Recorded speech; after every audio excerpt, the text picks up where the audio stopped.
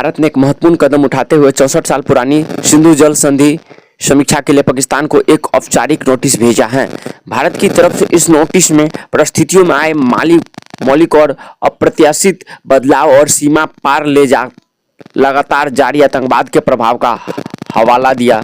ये पड़ोसी मुल्क को सिंधु जल संधि के अनुच्छेद 12 के भाग 3 के तहत 30 अगस्त को नोटिस जारी किया गया था। भारत ने आखिर क्यों भेजा नोटिस? भारत की अधिसूचना में परिस्थितियों में आए मौलिक और अप्रत्याशित बदलावों पर प्रकाश डाला गया, जिसके लिए संधि के विभिन्न अनुच्छेद के तहत दायित्वों को पूर्ण मूल्यांकन आवश्यक है।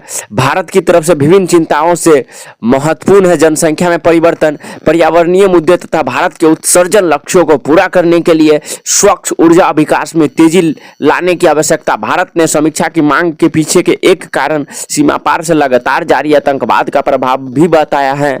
1.5 साल में यह दूसरी बार है जब भारत ने सिंधु जल संधि में संशोधन के लिए पाकिस्तान को नोटिस जारी किया है। पिछले वर्ष जनवरी में भारत ने पाकिस्तान को पहला नोटिस जारी कर संधि की समीक्षा और संशोधन की मांग की थी। इसी वजह थी कि इस्लामाबाद की कुछ विवादों को निपटाने में ऑरियल रवैया अपना रहा था। भारत ने पिछला नोटिस इसीलिए जारी किया था क्योंकि वह मध्यस्थता न्यायालय की नियुक्ति से विशेष रूप से निराश था। क्या कह रहा है पाकिस्तान?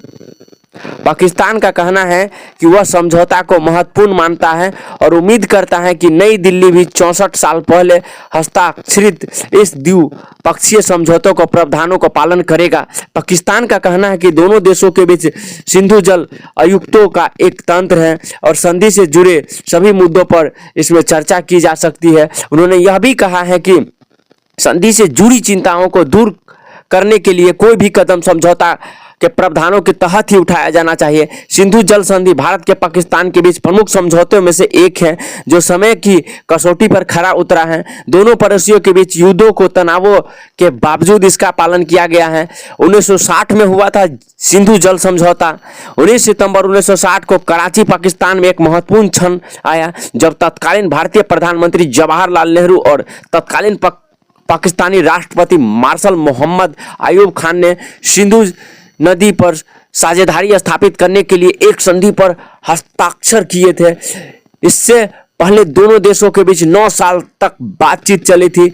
इसका एकमात्र उद्देश्य सीमा पार की 6 नदियों का प्रबंधन करना था। इसमें विश्व बैंक भी एक हस्ताक्षरकर्ता था। वह कई सीमा पार नदियों के जल के उपयोग पर दोनों पक्षों के बीच सहयोग को सूचना आदान प्रदान के लिए एक तंत्र स्थापित करता है। समझौता के तहत पाकिस्तान को तीन पक्षीय पश्चिमी नदियों चिनाब, झेलम और सिंधु से संपूर्ण जल प्राप्त होता है, जबकि भारत का सतलज, व्यास और रावी नदियों का पूर्ण अधिकार है। संधि के प्रावधानों के अनुसार 260.2 अरब घन मीटर की कुल आपूर्ति से 3 आवंटित नदियों से भारत का हिस्सा 40.7 अरब घन मीटर या लगभग 20% है, जबकि पाकिस्तान को 80% मिलता है। भारत ने यह समझौता क्यों किया था?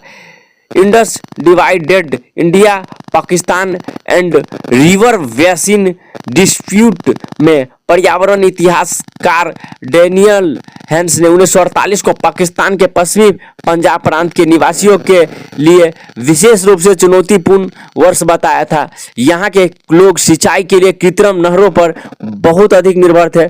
उस समय भारतीय नेताओं ने अपने क्षेत्र के भीतर सभी नदी के पानी पूर्ण स्वामित्व का दावा किया था। हैंस ने लिखा है, उस तर्क से भारतीय इंजीनियर सतलुज नदी के साथ जो चाहे कर सकते हैं, जो दोनों पंजाबों में नहरों के पानी देती है, भले ही उसके कार्यों से पाकिस्तान निचले हिस्से में उपलब्ध नहीं पानी को कम हो जाए। इसके विपरीत पाकिस्तान के सतलुज के पानी पर अपने स्थापित अधिकारों का दावा किया और मांग की भारतीय कार्यों से निचले हिस्से के स्तर में कमी न आए।